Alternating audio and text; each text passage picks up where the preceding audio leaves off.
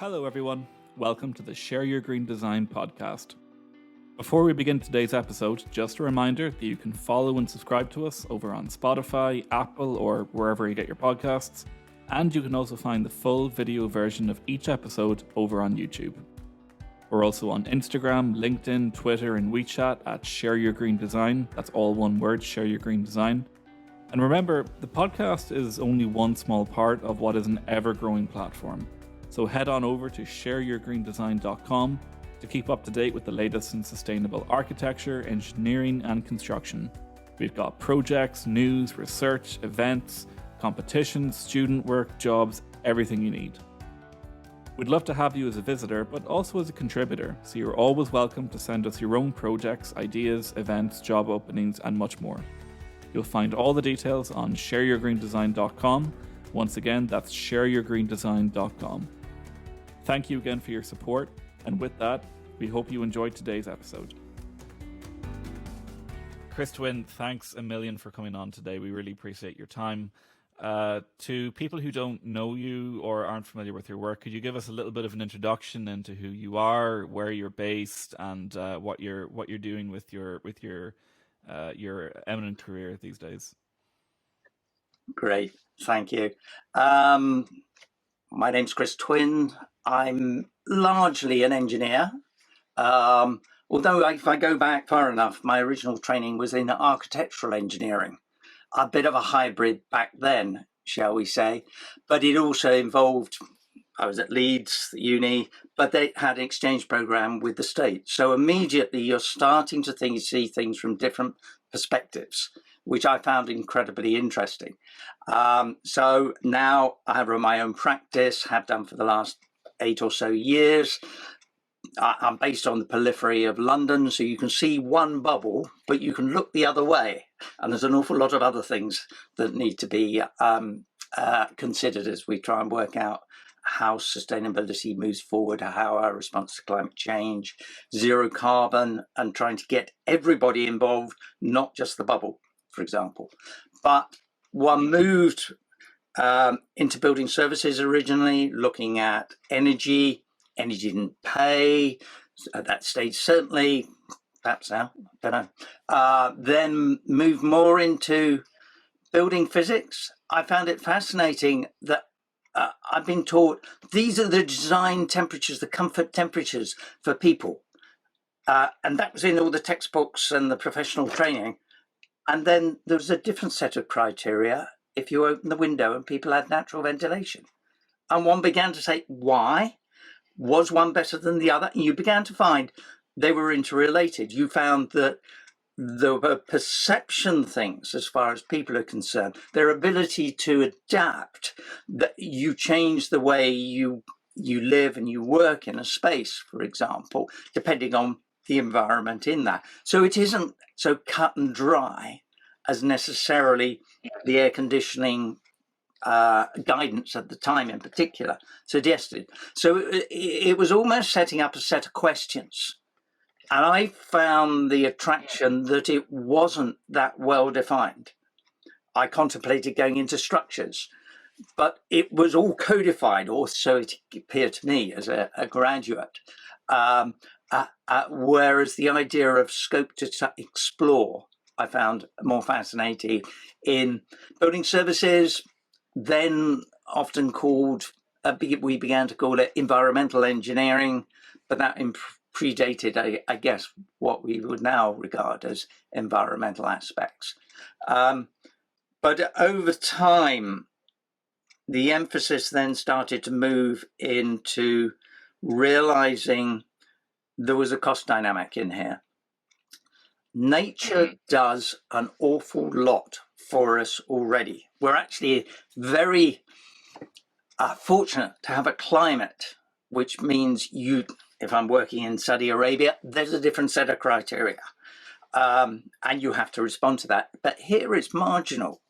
You find you can, by using the building design, avoid the need for mechanical cooling. You might have noisy vehicles outside there, which means I spent years working on the original Broadgate. So putting in loads and loads of air conditioning. But even then, you saw people playing numbers game. Oh, well, my building's got 50 watts of cooling for small power as opposed to your 40 watts. And then the fit out comes along and it adds another load. And there was a fascinating instance where on one of the buildings in Broadgate, a tenant objected because the central plant wasn't working properly. And when we went in and looked at it in detail, we realized the leakage through all the AC system with all the dampers closed provided more cooling than they actually had in the space. So you found we were throwing kit at stuff, we were over designing, and you could actually remove an awful lot of that. And that's where understanding cost became interesting. And the first small consultant I worked with used to do all the M&E costs. So you began to understand how cost plans were put together, business appraisals were put together, how costs for things you didn't actually know the detail for were put together, how you had identified range of costs and how they got tighter as you go in as far as tender, and then understanding where the contractor buried his profit. Those things, which are all part of understand the dynamic and human nature in a lot of that, I have to say. I found that incredibly useful, and perhaps in the last 10 years, very useful in selling the idea that sustainability should cost less than business as usual. It isn't an add-on. And as soon as you start those discussions, you're opening up to a far wider section of society, because most people are in buildings, creating buildings for a profit. It's their business. The investors, they pay for most of this. Well, that's our pension funds, making sure that they're getting a profit so that your pension fund goes up by the time you want it back. All of those things are legitimate criteria we should be aware of and able to respond in terms that those kind of people understand. But setting aside costs per se, it just starts to influence your thinking. My 28, 30 years at Arup, I found incredibly useful and developed, because it allowed you to meet a whole set of people that you wouldn't otherwise meet. It got you through doors. It allowed you to push the goalposts because they knew it was Arup. So if I think of the BedZ project, we had no heating system. We designed it so there was physically no heating system. The building basically operated on its internal heat gains.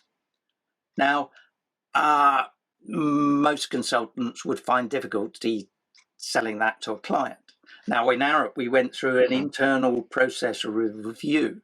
So I picked the most senior conventional M&E director to lead my design review critique, which engineers aren't normally used to, but is a good thing. Unlike architects who used to having to defend their schemes from.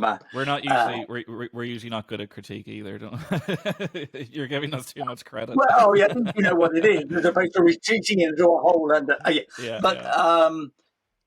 But the idea of bringing the most skeptical into the room to run through the scheme in technical terms, if need be, right down to the level, and what's the numbers you've used for this, that, and the other. And at the end of the meeting, the guy's saying, well, I can't see any reason why it won't work.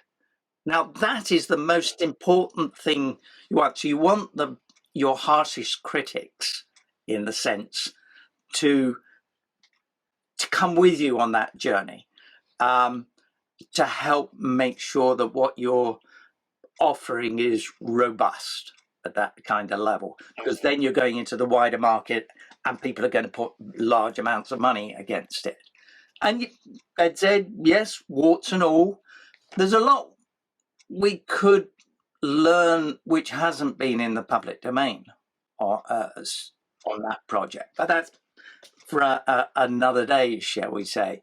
But that was, we were with Bill Dunster, who I got to know when he was at Hopkins.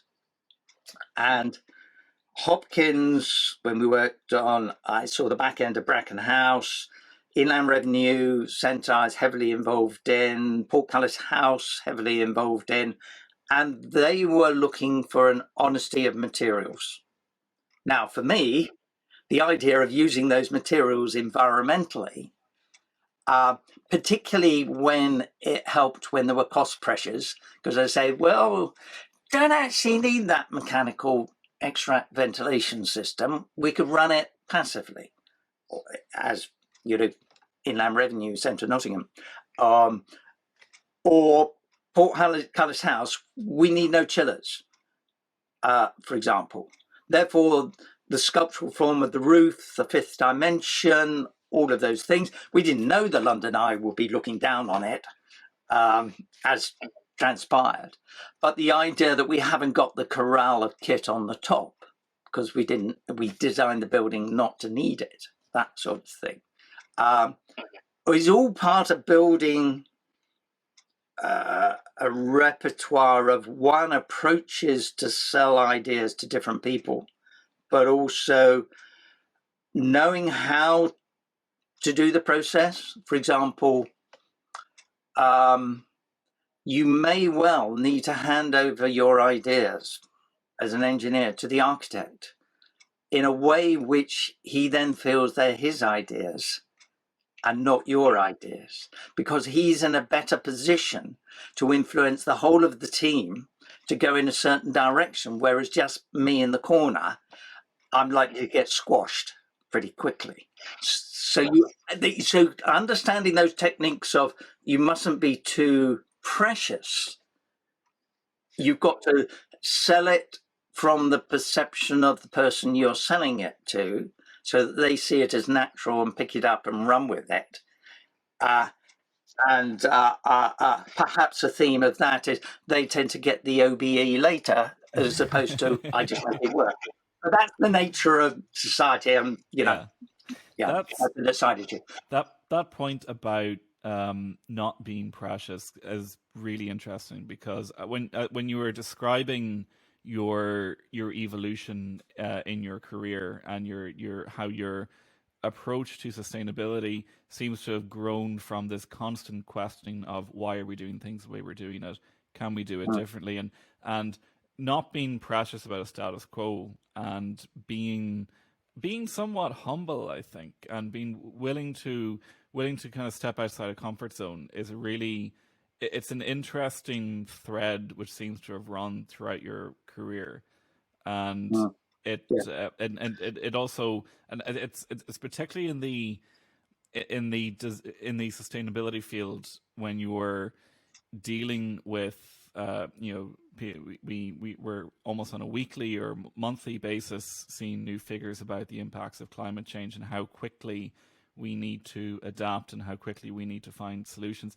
This kind of willingness to be humble and not be precious by past ideas is really important. Whether I would use the word humble, I tend to look at it as seeing the opportunities between the silos. In other words, I found a very informative period was my period in Arup Associates in the late 80s, I think it was. Architect sitting on one side, structural engineer there, QS behind me, all in the same team. And you began to realize the opportunities between the silos. And indeed, Arup was trying to break down those silos. So, we were pushing it to an open door. But you understood then how the cost, as I mentioned, consultant also worked and informed the design in that close-knit team. You also understood things like the architect staring at a blank sheet of paper, scratching his head as to how he starts looking at a project. But once he started to draw things, he then becomes, she becomes more in defense mode, defending what they've done, and therefore it becomes more difficult. So once they got to that point, you're saying, well, what if you did this, that, and the other? You've often missed the opportunity, because it's that blank sheet of paper moment in time when you can slide in those ideas and they say, I can see how that. So understanding components of where their pressures, their pinch points, you might say, in the design process, to be able to help them in those using something from a different silo, or ultimately you're creating something between the silos.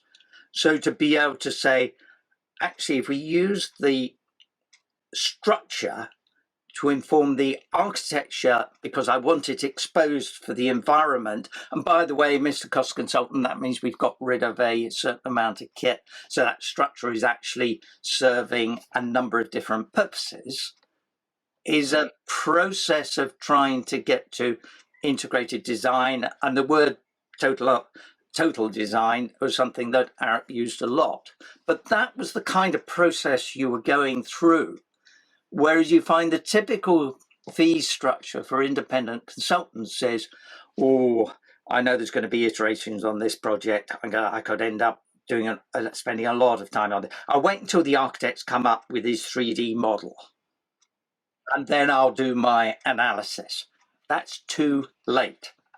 The idea that the manual's coming out on how to do detailed analysis of computer models in preparation for BIM for the engineering, but you are not influencing the architecture. And actually what you need to influence the architecture is a little generic model of a room, totally isolated, but you're showing the influence of different orientations or different facades or whatever, which would then the architect could pick up or take away and then start looking at the wider massing and things like that.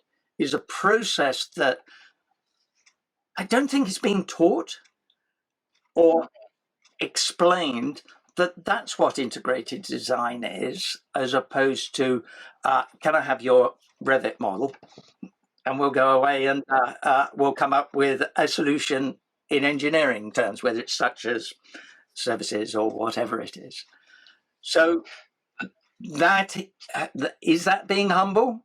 It's certainly being able to treat people as equals, not being precious as to where the idea came from. It may be the cost guys said, you realize there's an awful lot of money in that component. And that gets you thinking, well, can we, that sort of approach. And yes, it's acknowledging everybody as equals, as opposed to necessarily, I'm humble, aren't I? So as you mentioned, you spent almost 30 years at Arup, and you moved on then to a more independent approach. So you founded Twinn Sustainability Innovation. Yeah. Do you want to give us an introduction into what that business is, or what that consultancy is, and who you work with, and the type of work you're involved in? Because as we're about to get into, it's a massive range of outputs and scales. Well, I think I'll take one step back as to why, to start with, because with the global economic turndown, having formed a sustainability group within Arup's, leading that, there was a massive upheaval. And at that time, just to interrupt, the economic, this is the 2009 economic recession, right? Sorry, they come in too frequently. There's been so many of them. Thank you. Yeah. So, sorry to interrupt. Go on. Yeah. To go back to prior to setting up my own practice, the economic turndown in 2009 or thereabouts really hit the industry hard. And the sustainability team I'd formed with others within Arup was being amalgamated and reformed. At that time, I had a lot of links abroad through Arup and decided to take, I spent 6 months or almost 6 months in Sydney. They did not see the economic turn down in the same way. They were interested in the ideas, and that's where I first came across Neighbours. And there's things there we have yet to see here of Neighbours there, but that's a separate discussion. I then went to Arup's office in Shanghai for 3 years. And one saw once again a different way of working. But what I brought away from that was we needed to be using dramatically less resources in our buildings. We need to be working out, reinforcing this same theme in some ways one has explored previously of getting more from less. And coming back to London, one then started sort of questioning the big corporate as opposed to direction and what was sustainability. And it was almost distilled down to what level of BREEAM do you want? And we've got a grad plus 2 who can do it for you. Not thinking 5-10 years in advance at that stage. And the idea of telling a client you need less buildings, or you can make better use of your existing stock, or if you're building new, we can do it simpler for less cost, was difficult for the corporates at that stage to be able to sell to clients on the perception of reduced scope and, I dare say, income, and they've got a lot of bums and seats to keep paid for, so to speak. So I felt at that point there was an opportunity to change direction because I could see so many opportunities out there which weren't being addressed. So I set up this practice with, very deliberately. Half my time was going to be billable, to stay close to projects, to feed into projects, to see what really happens in projects. And the other half was to try and feed back into industry. So therefore doing work, looking at helping professional institutions with their publications, where there's holes and so forth and so on, but also a certain amount of research. But ultimately out of that came things like LETI. You could see a lot of youngsters, climate emergency, they got it. They were saying, why wasn't the BZs everywhere, sort of thing? And you realize that they were hitting a glass ceiling. The people they were working with, for whatever, had established their ground rules 30 years before. And so there was a role of trying to work with the youngsters, and now more than just youngsters, and what are the workarounds? What are the things we can do? What are the logic that if we take one step away, we can see, as opposed to the straight commercial way of doing things? And actually, how can you pull on board the commercial within that different way of thinking? And there was a desperate desire for knowledge. And so much knowledge was wrapped up behind corporate, let's say, crown jewels, or institutional paywalls, or whatever. And there's a new generation that's got used to better access to real knowledge. We're still working out how that internet encyclopedia, where the index is and which bit, how to define what's rubbish and what isn't rubbish. But I suspect this is a temporary phase as we learn the ground rules of how we make use of it and begin to look at provenance of information and use that as criteria. Anyway, but the idea of, therefore, non-aligned individuals contributing, volunteering their time to produce publications which were free for anyone to get hold of.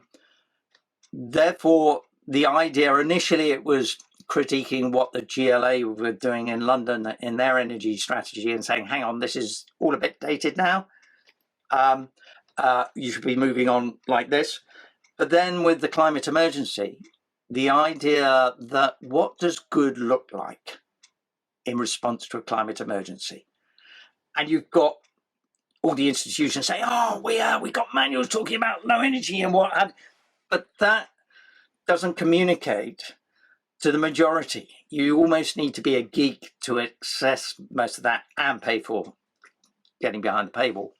So the original, the LETI Climate Emergency Design Guide, the original document, 60,000 downloads, 100 different countries, whatever. It was obviously served a need, as we found, but it was of a style of document which was a lot more accessible. And it was very, there's a lot of contributions from people because it's a very flat structure.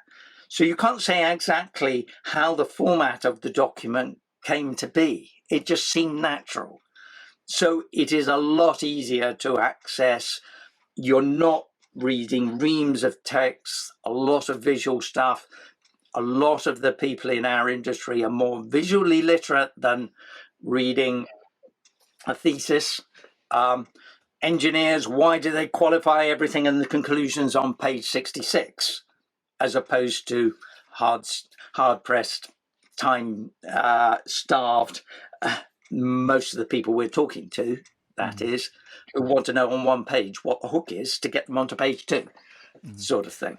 We should mention as well to people who are not in the UK, LETI is it's the make sure I get this right, London Energy Transformation Initiative, I think. Yes, it is. They're a UK. Sorry, go on, Chris. Yeah. Yeah.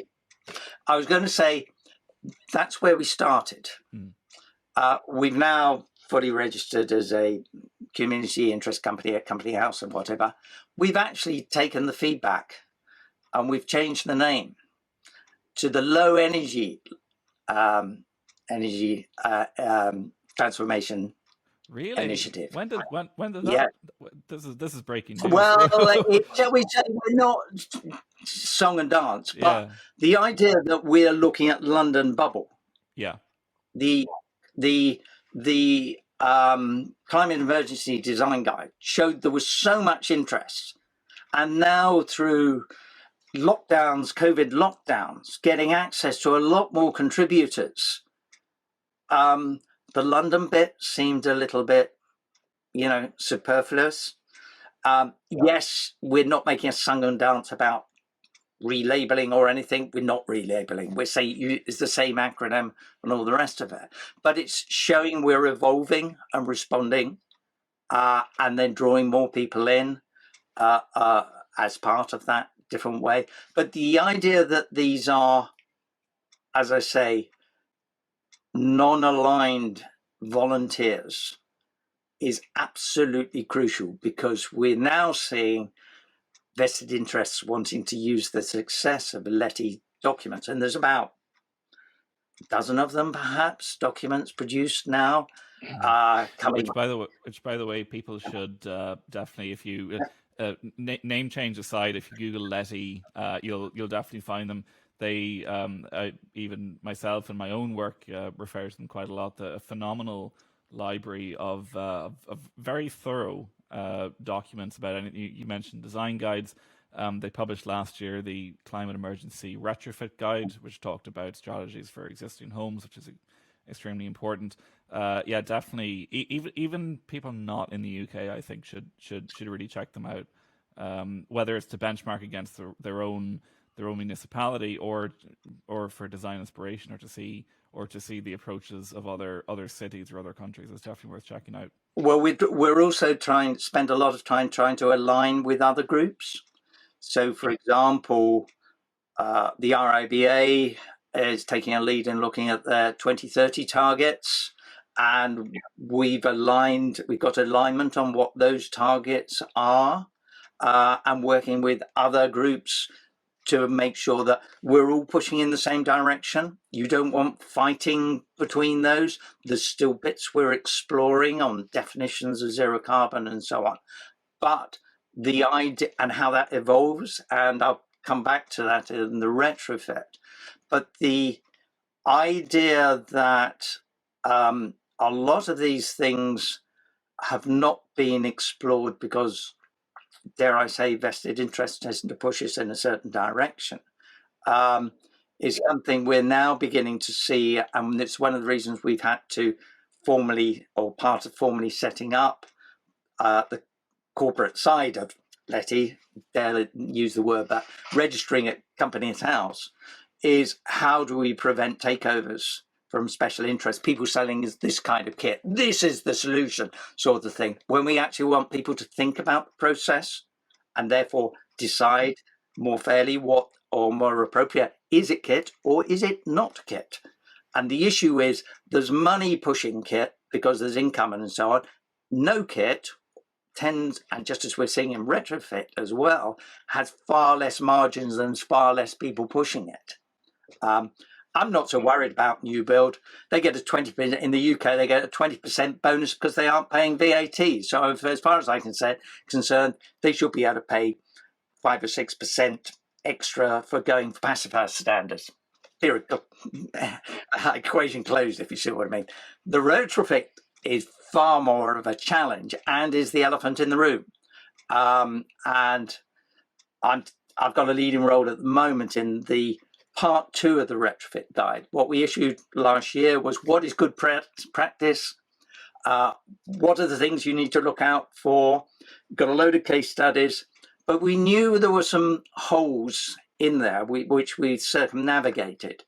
Why was it all the case studies were 60, 80 grand a house, or home, dwelling? You begin to realize that's not tenable to roll out. If you've got 28 million homes in the UK and you apply £60,000 to each one to upgrade it, to get it to zero carbon, that is more than the shifting the rest of the country, industry, transport, power generation, upgrading our grid. All the cost of that together is less than refurbishing those homes like that. So you realize it ain't gonna happen. And therefore what we're trying to do is look at the top-down approach, question what's going out there. The Committee on Climate Change and UK government picking up on that and saying it's an EPCC, that's all we need to do. Actually, you dig into it and you find it's a good straw man to start with, and it got the politicians on board, tick the box. But actually, when you look at it in more detail, it is unlikely to deliver on what they think it will. And what we're doing is taking that to pieces and making a counter proposal. We want to say, yes, you can do it, and it can be costed. So, for example, we began to realize that you can probably halve the cost of the fit out, because at the moment it's not done in a particularly coordinated way, unless you do NFIT, passive house standard. In that case, you've got loads of professionals scratching their heads and you're spending your money. You're doing it well, and you're getting the performance out of it afterwards that you expected, which is half the problem our industry has. But what you realize is we're paying double what we ought to be for a heat pump. We are not aware that passive house mechanical ventilation heat recovery, MVHR, costs you twice the cost of one which is 80% efficient at heat recovery as opposed to 92% efficient. You can halve the cost of the kit. You can install it in a simpler way. And what we're doing in LETI is trying to do that deep dive of what are the design options for doing, because most retrofit, you don't have time to do that. So we're doing a specific, typical archetype, how you could probably do it, half the cost. And by the way, as we learn how to do it, the costs come down further. Like PV costs, learning curve coming down, we should be seeing the same for heat pumps. We should be seeing it in the way we install. How do we, instead of saying we're going to do A, B, and C on the building fabric, say what is the interventions I need so I can retain the same heating system operating at a lower temperature from heat pumps? How do I replace the heat pump? And instead of the heat pumps need an enormous great thermal store because they trickle charge it, they don't deal with a whacking great peak. So if you want hot water, a large amount of hot water, you want 20 odd kilowatts of hot water, you take it from the cylinder, which has been pre-charged by the smaller heat pump. How many homes have space for a whacking great cylinder? They lost their airing cupboards years ago when we started switching over to combi boilers. So what we're looking at is, can you get a thermal store? Phase change materials have been around for years and we can therefore shrink it, which allows us to fit into the space a combi boiler is in.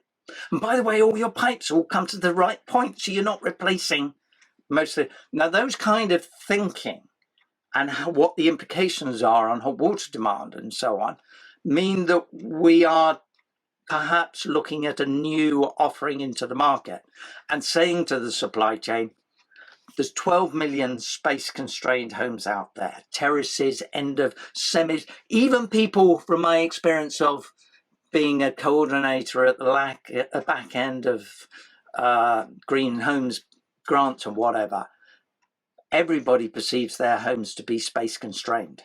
So the idea of going in and saying, right, we're going to take back your limited cupboard space because we need it for a bit of plant, means that everybody just no, don't want to go there. Or the unit outside is plonked on the ground so that your small outdoor space is therefore constrained. In AC, we've been mounting them on walls for years. And yet the way the products have developed that we're seeing in the UK are almost passive house, detached house, sort of plenty of space type of thing. So it's a process of re-evaluating and then putting out into the market for everybody to see if the supply chain evolves their product in this direction to see these criteria. And if the professionals start to get their act together, you begin to end up with a different equation. Some people might not like it. For example, at the moment, there's an awful lot of overhead in retrofit, with each of the different suppliers turning up on site to do their survey, and the external wall insulation, the MVHR, surely the retrofit coordinator, which for the new standard, the British standard, the past 2035, has to be responsible. You've got to have, we've realized you need someone responsible. He ought to also do all those surveys for everybody. Now that cuts a swathe out of the overhead, but boy, does it need a supply chain which is integrated so that MVHR supplier knows he can rely on the survey that is done by the professional, the retrofit coordinator. But what it does mean is when you're training a retrofit coordinator, you're not training him on how to be a coordinator. He's got all these other skills he needs to. And then you've got real value as opposed to just adding another professional into the process. Now that allows us to step back and use the stepping back to reevaluate what those vested interests currently in the industry are busily propagating. And one concludes by saying, perhaps, if you want a heat pump and you look up in white van mans which one to get, you might get recommendations. Have you ever heard of them turning up and saying, well, you realize if you could increase the insulation in your loft, look at air tightness and some kind of ventilation strategy, I can offer you a smaller heat pump. It doesn't work in our world. It's not in their interests to flog smaller kit. And yet that is what we're going to have to do as we move forward. And that, in a nutshell, is how we're trying to do the next stage of the retrofit to try and help the industry and wider society understand there are solutions don't cost us the arm and a leg, can be afforded by the country, and will give us better solutions and quicker solutions rolled out. What's remarkable, listening to the intricate and the sheer depth of thought that you've applied to the LETI campaign, in particular the retrofit campaign, you'd be forgiven, or a listener would be forgiven for thinking that your full-time job is entirely taken up by retrofit, or your speciality is simply retrofit. But the reality is that you operate across a lot of different scales. You've mentioned a few times BEDZ, which is another acronym for the it's a UK based, it's a residential scheme, Beddington Zero Energy Development. Strictly speaking, mixed use. There's workspaces there, but its full name was Beddington Zero Fossil Energy Development. You can imagine, as a mouthful, pretty quickly an acronym was identified and so on. Sure. But certainly refer to, it was an important stepping stone as far as I was concerned, learning about this process. But it's worth pointing out that kind of new build, mixed use, a residential led scheme is an entirely different set of challenges to the retrofitting. And then you scale up again. You've had experience with full master plans and eco cities in places like Australia and China and Shanghai. Are there common principles that you apply to each of these different scales when you approach them? Because I know for architects specifically, I guess I can only really talk for architects, we often find ourselves in that situation as well, where we're one person trying to operate across several different scales. When the way you talk about retrofit, you're good at zoning in on the unique aspects of retrofitting, and I'm wondering, do you approach each project as a unique, a totally unique landscape, or are there particular principles that you try to apply to all of them? Like you've mentioned cost a few times, cost efficiency, human wellness, etc. Well, in some ways, I've ended up in a whole set of unique projects, but I'm firmly of the view that 90% of buildings should be implement without having to think about it too deeply. But you need pathfinders to establish it.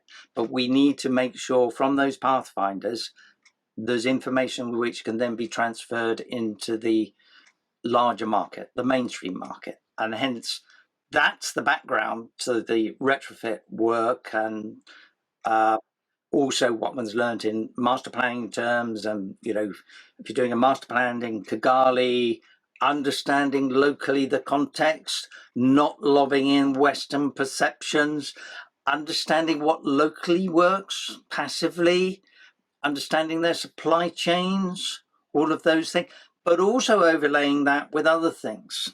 I learned a very clear lesson in China, where we were generally employed to do the concept and win the ideas, win the proposition that this was a good idea.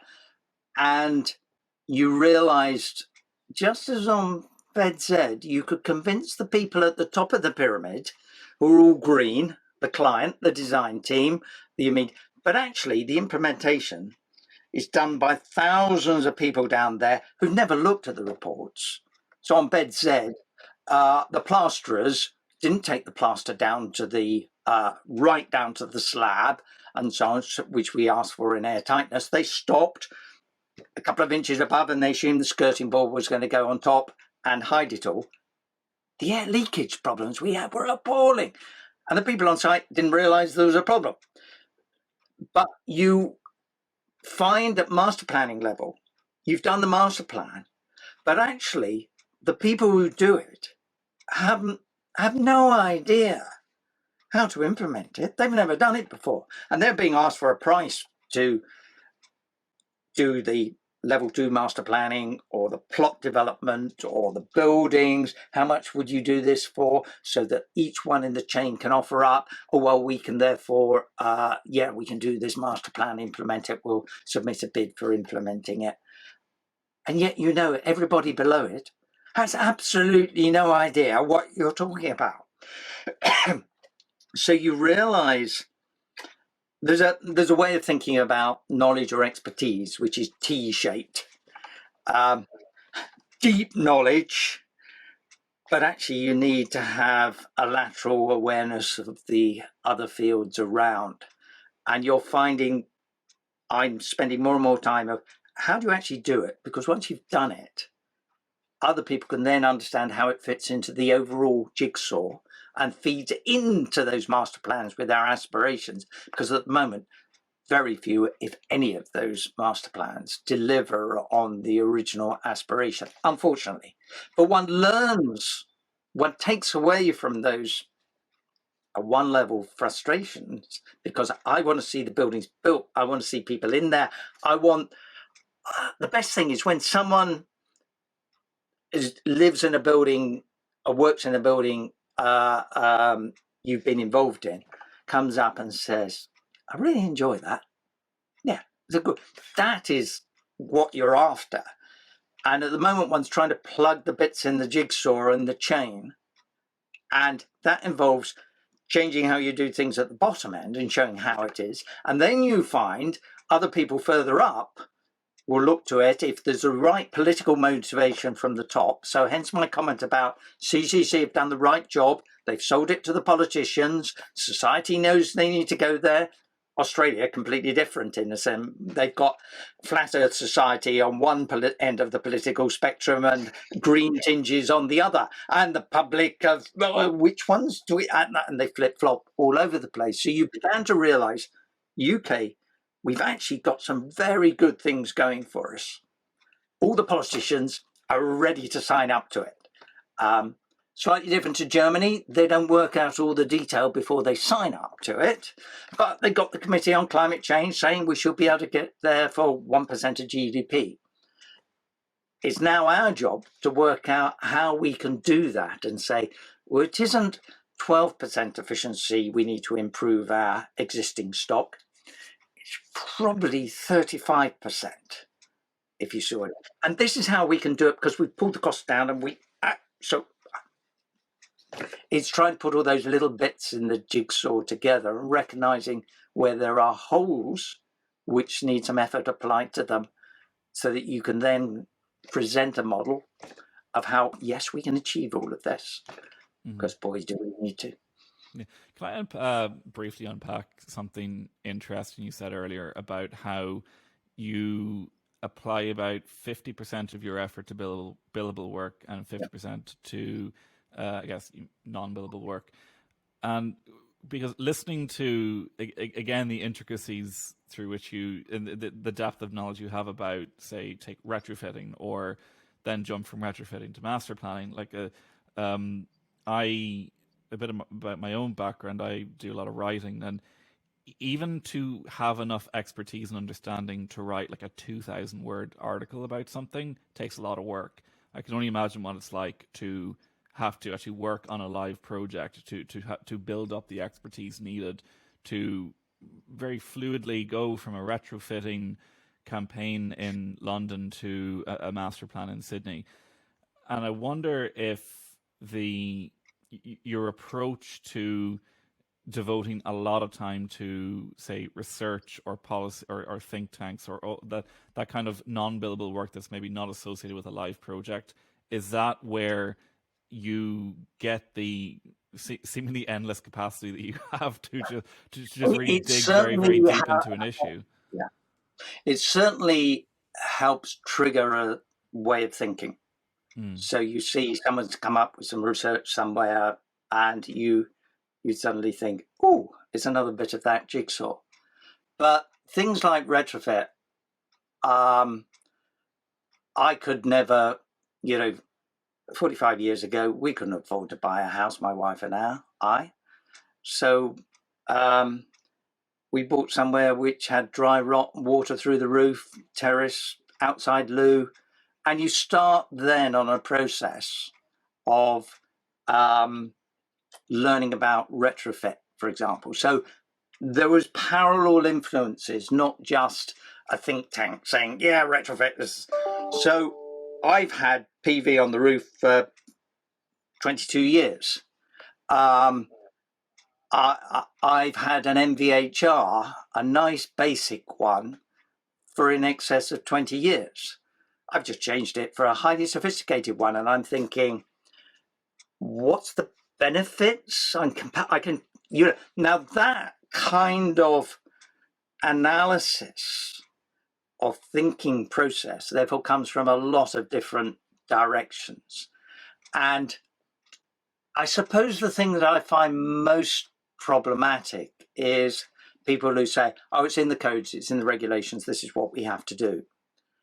And the codes were put together as a simplified compromise, because it has to be simple, because everybody's got to understand it. But, for example, take one example, sizing a heat pump. If you're getting any kind of grant, you have to do it in accordance with MCS process. And what you find is, if you dig into that, what MCS have done is use guides which were originally used for gas boilers, using data and information from SIBSI, of which, as a professional institution, I'm involved in the back end of it. I know that information is 25 years old. And you begin to realize that people are saying, we've got to size a heat pump like that to get the grants, and is propagating an oversizing and unnecessary sizing. And one flips it by saying, I referred to the MVHR earlier, you've got the gold standard out there, well publicized, passive house, heat recovery levels and all the rest of it, air tightness and so on. Brilliant. There's real place for that. They're the market makers.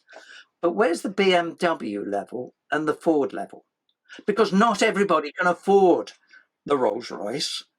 And therefore, to be able to say there is a lesser standard, and if you've got money, you can pay for. If you've got some spare space, you can, have a larger capacity of hot water or whatever. All of those sort of questioning where we come from, and the more one gets into it, the more you realize why we got to where we are, and therefore you can then start to work out where are the points we need to start unzipping those. So one half expects the new LETI retrofit guide to say, I think MCS requirements and the method for sizing heat pumps, it's about time they were reviewed. I know damn well they were reviewed less than a year or two ago, but they were just tarted up around the edge, in my opinion. The idea that we're fundamentally questioning what it's trying to achieve is something which I think we need to propagate the debate, and LETI, with its having so much wider outreach now, people listening, and we're seeing LETI standards being applied put into planning policy and so forth and so on. We're perhaps in a position to be able to question some of those sacred cows which are coming in from, shall we say, some of the vested interests. To put all of this in a perspective, so you had almost 30 years at Arup, and you've had over a decade now at your own company, Twinn Sustainable Innovation. How do you think our approach to sustainability in the built environment has changed in those 40 years, 40 plus years? You've talked a bit about LETI and this kind of grassroots bottom up movement in the industry towards a more sustainable built environment. Is that a new phenomenon that maybe didn't exist decades ago, or how are we evolving or de-evolving? Well, the word sustainability, before 1992, the word sustainability in this context didn't exist. So the Rio summit. So it was definitely an evolution and has dramatically changed. But the last 10 years 15 years, have been an element of one step forward, two back, and then 3 steps forward. sort of thing, and it's a bit random. So, for example, we had the I'm trying to do the math of 1 forward, 2 back, 3 4. Sorry, go on. Hopefully, we're progressing forward. But yeah. Yes, the idea that we had the code for sustainable homes and get to code level 6, and we were 80% there back in 2014 or 15, and the government just scrapped it. And the amount of effort the industry had got into training up, because they knew it was coming, because it was going to be embedded in the building regulations, and just sit gone. So you now hear a certain Chancellor of the Exchequer in the UK here saying, industry must get out and invest. We need more prosperity. And they say, been there, done that, and they had their legs cut out from underneath them. Now, that kind of pain, hitting brick walls, consolidating them, trying to work out, actually, there might be a little niche here. The climate emergency declarations, they were in many ways a game changer. Instead of it being someone in the design team with a green shirt on, it was public starting to talk about it and doing it in a whole set of variety of different ways, some of them more extreme than others, but it was making the point that this wasn't just some individuals within the construction industry saying you ought to go there. Now, clients are getting the start of investors saying, I'm looking at 25 years mortgage periods for this. What value is this property going to have in 25 years if it's a gas guzzler? You know, those sort of, it'll still have value, but bet your bottom dollar it will not be premium, it'll be whatever. And therefore developers are beginning to find, I'm being asked for I don't know quite how to respond to this, because we're not very good at delivering on what we ask for, but at least the discussion started. There's a proportion of occupants who want this. I like the aura that produces, but ultimately it's pounds, shillings and pence as to whether they can afford it and how many bedrooms, if you're a house, whatever, things like that. Yeah. But it's supporting evidence, and it's showing it now coming from a variety of different directions. It isn't just me banging on the table in the corner type of thing. So you've seen those dramatic changes, but there's also technical changes. BedZ, we tried to make it net zero carbon on site. We were fighting a coal-driven grid. So we had to generate enough renewables on site. It's all changed now. We're looking at UK PLC. We can produce renewables vastly cheaper offshore. Doesn't solve all the issues. We still need to make sure we are using the roofs. But we are now looking at buildings as part of a wider system. And if we look forward, it isn't carbon. That's dealt with by someone upstream supplying the energy. It is purely energy efficiency and how much our buildings use. It's back to good old kilowatt hours, not carbon. Doing carbon calculations is almost irrelevant for us. But you also find the next step. Buildings are unique, and the existing stock, and particularly the housing stock, has a very peaky energy demand, this heating. Currently about 5 times the electrical grid capacity. We need to pull that down. Heat pumps help, but we've still got an enormous peak in winter, and yet renewables are interesting and they're fairly uniform across the year. Wind turbines slightly yes in summer, but you've got some PV. And one watches renewables, nuclear. I don't like them, but they're just a wedge, one contributor. The bigger issues to fight for, I think. I don't like the amount of money going into them, but then once again, steady. What deals with the peaks? And that's where we're likely to see moving initially from carbon in energy targeting to kilowatt hours per meter squared for buildings, so we actually relate it to the meter, and then moving to what's your peak demand, particularly for heating. And we may end up with building regulations, something like that. That actually becomes fairly simple, because that means my boiler must be, or my heat pump in a sense, that's the capacity, maximum capacity I've got to put in. What do I have to do to get it down to that level? Do I use a little more storage if I can, so I can charge it up during off-peak periods so that I'm keeping below that?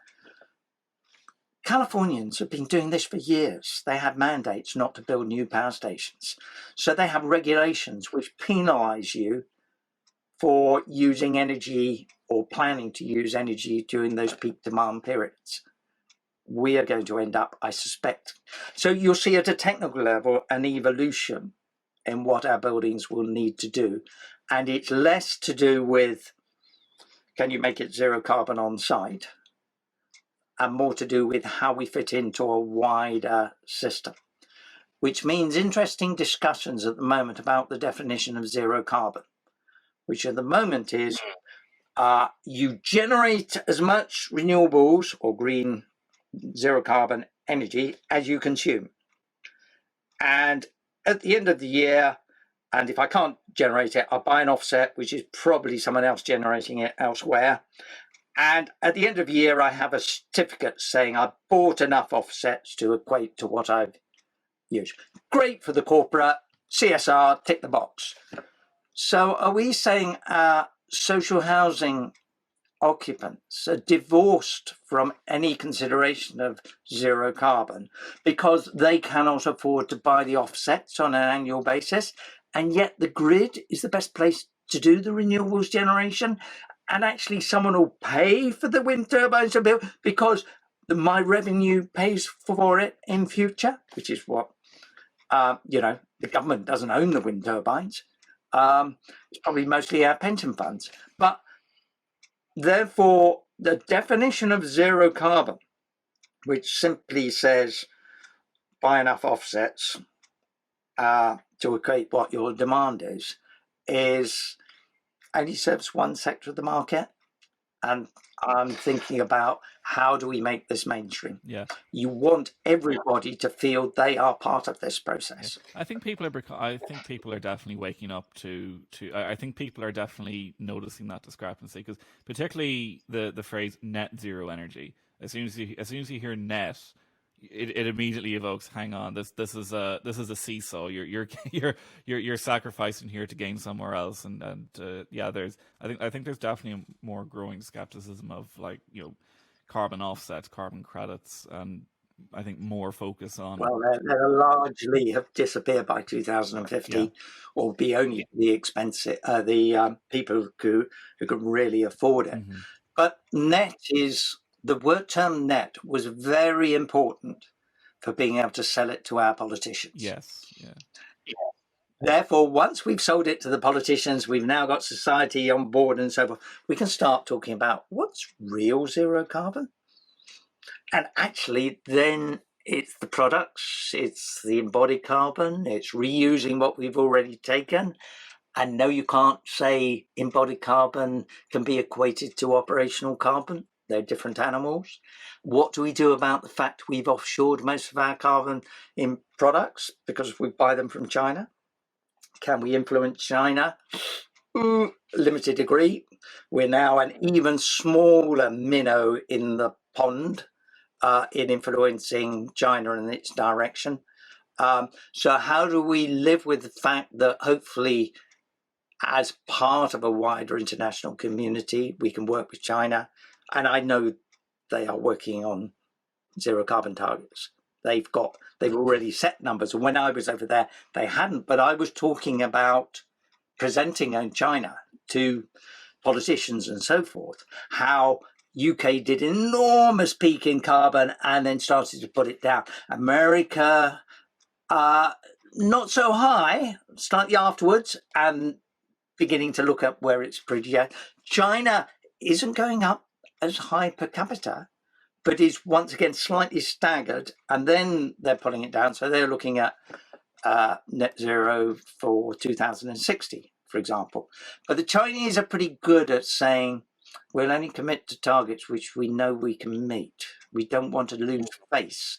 We're here, the politicians will do a U-turn overnight and seem to do it a dozen times. In China, they're very aware in their culture that they don't want to be seen to be doing U-turns and losing credibility. Just look at the slight hole they've got themselves in with zero tolerance to a corona virus. And yet they were I was over there at the back end of SARS, so face masks, I have bought a face mask 2010, because you could see the logic and what was happening. But going back to the issue of avoiding losing face, so they want to understand how they will achieve zero carbon before their politicians actually sign on the dotted line, whereas our politicians were quite happy to sign on the dotted line without knowing how the hell we're going to achieve it. Sign on the dotted line and then tip exit out. Well, it's now down to us to show how we can deliver it, and the politicians will respond to that and say, "Oh yeah, we will accept that change of definition. Well, we're heading in the overall direction we need to," sort of thing. So we need to keep them fed with the stories as to how technically it can be delivered. And you talk to the CCC, and they say, "Yeah, this is a straw man.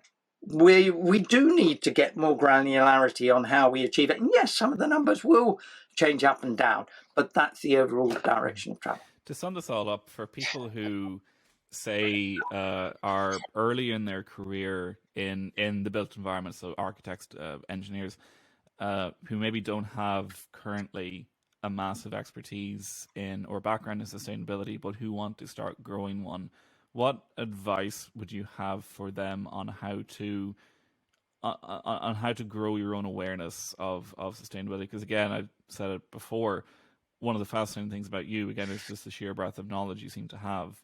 And I'm curious about what advice you might have for others or good approaches to constantly grow your knowledge. Is it simply read? Is it looking at built examples, precedent? Is it engaging with organizations like LETI as a way of kind of growing by almost learning on the job? Yeah, to a large degree, it's all of those. But I would make an observation. It's not read. I'm dyslexic. I use a different part of my brain, and I decided a long time ago I would need to work out. So I look at storylines. I'm looking at the relationship of facts to each other so that they lead.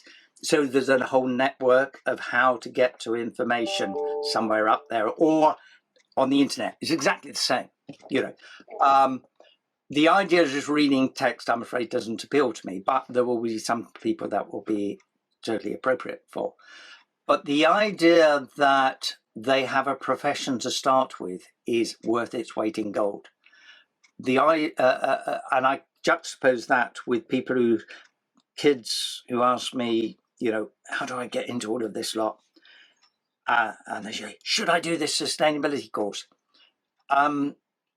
It's knowing how to deliver things, how the industry works, how things fit together, so forth. Not a set of bullet points of here's a list of renewables. Which one would you like to do? The real asset is knowing how things go together, of which professionals generally know to do. And by how that goes together, that includes the cost and so forth and so on, so that you can then start to see the opportunities between those. But then to look, once again, at those gaps between the different disciplines, question those disciplines. Why are you using that code? Is there an alternative? See that case study over there? They did this. Is that applicable here? So you are not trying to look to become a sustainability specialist, because actually it's pretty saturated out there. It's people who can deliver, and that means adding a little bit onto everybody's skills.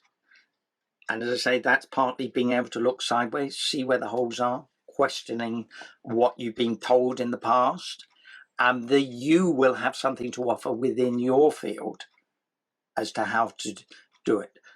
And you will be able to offer something to the other collaborators you're working in that same field. So it's fascinating to see structural colleagues beginning to think about concrete, steel, timber, and see the debate about, is timber sustainable if we switch everything to timber? Well, actually, there ain't enough spaces in the planet to grow everything, including our food. And sequestration of carbon. Actually, our timber grows too quickly here. It's too soft. So we import it from CLT from Austria. Hang on. Austria doesn't have access to our wind turbines. It doesn't have a glut. It's using, under UN rules, land use to grow things which they grab that carbon already. We're just getting something which might be fairly close to zero carbon. So you see those debates and hopefully contribute through some of the think tanks and so forth and the thing of saying it isn't just looking in a narrow field, it's how this fits into the wider field. And I have a sneaking suspicion come 2050, we'll be using roughly the same timber we will now. One very subtle difference. Most of our timber is temporary works and goes straight in the ruddy skip. We will be building it into the buildings and actually making use of it then and using it efficiently. CLT, there's a lot of timber in there for actually you need a little bit at the top and something to separate it and something at the bottom in structural terms, for example. So understanding how to efficiently use materials in structures terms, there's a lot now beginning to happen there. The fact that the cement industry is beginning to realize we won't have an industry unless we start to change. And therefore now seeing in Europe, mainland Europe, a couple of zero carbon cement works being built. And then looking at, yes, we have intermediate things, the substitutes for Portland cement they can use. But actually, most of those come as a byproduct of blast furnaces and power stations of the sort we probably won't have for very much longer. So there's a very finite source of those substitutes, and we need to be thinking beyond it. And the irony is now, if you go out and buy some of it, you're probably taking it away from another project who would have used it anyway. You're not having a net beneficial effect. But I'm not going to labour on that. The more people who ask for carbon-free products, the better, because that puts the pressure on an industry which has traditionally produced a cheapest chips product, that they're going to have to explore alternative products, and you'll probably end up with 3 or 4 cements for different uses. It'll probably be twice the cost it is now, but we as designers will probably have worked out how we can use half the amount in future, and therefore net extra cost, if you see what I mean, to your building. That's how sustainability should cost no more than business as usual, if you see what I mean. Final question then, looking forward. Are you hopeful or pessimistic about our ability to combat climate change in the built environment, in architecture and in engineering?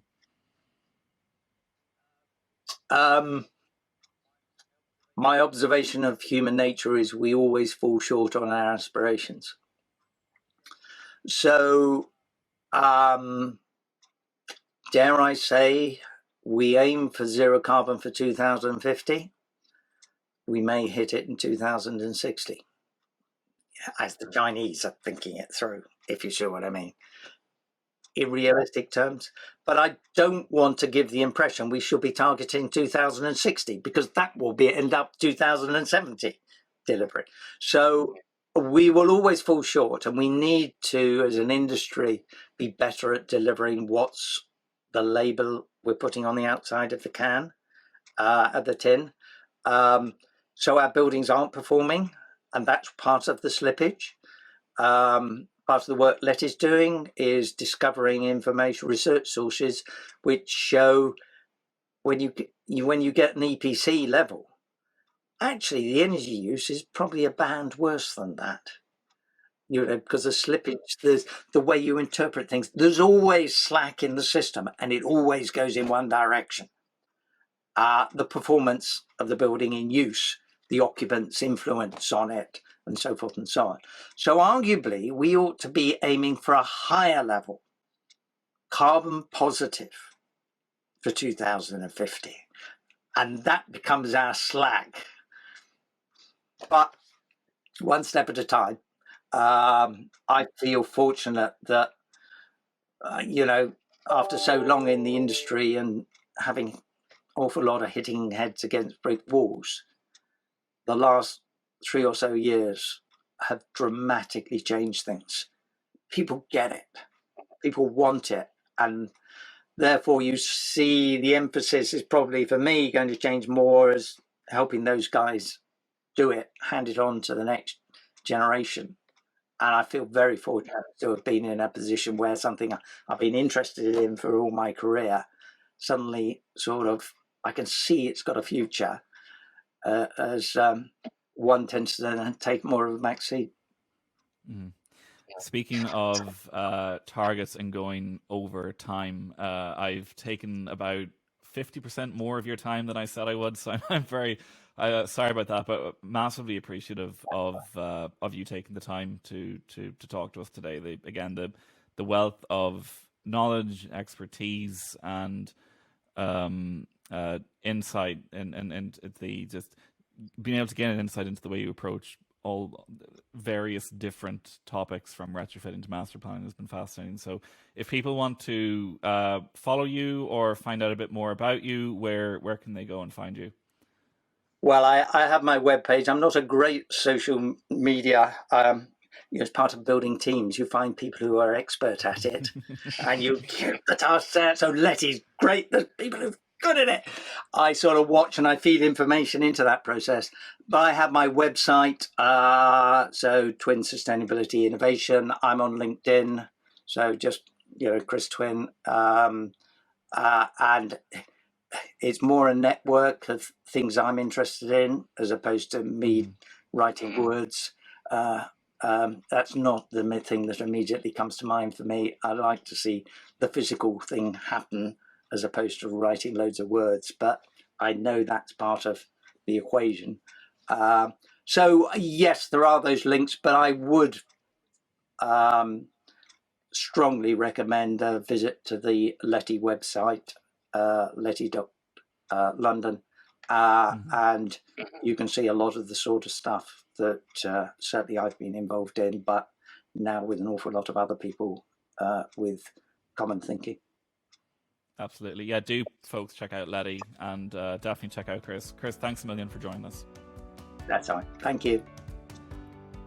That's all from us for now, so thank you for tuning into this episode of the Share Your Green Design podcast. Just a reminder before you go, you can subscribe to us over on Spotify, Apple, or anywhere you get your podcasts, or if you prefer watching the conversation, you can find us on YouTube. You can follow us over on Instagram, LinkedIn, Twitter, and WeChat at Share Your Green Design. That's all one word, Share Your Green Design. And remember, the podcast is only one small part of a much larger platform dedicated to sustainable architecture, engineering, and construction. To keep up to date with the latest projects, news, research, events, competitions, student work and job adverts, head on over to shareyourgreendesign.com. Thank you everyone for your support, and we'll see you next time.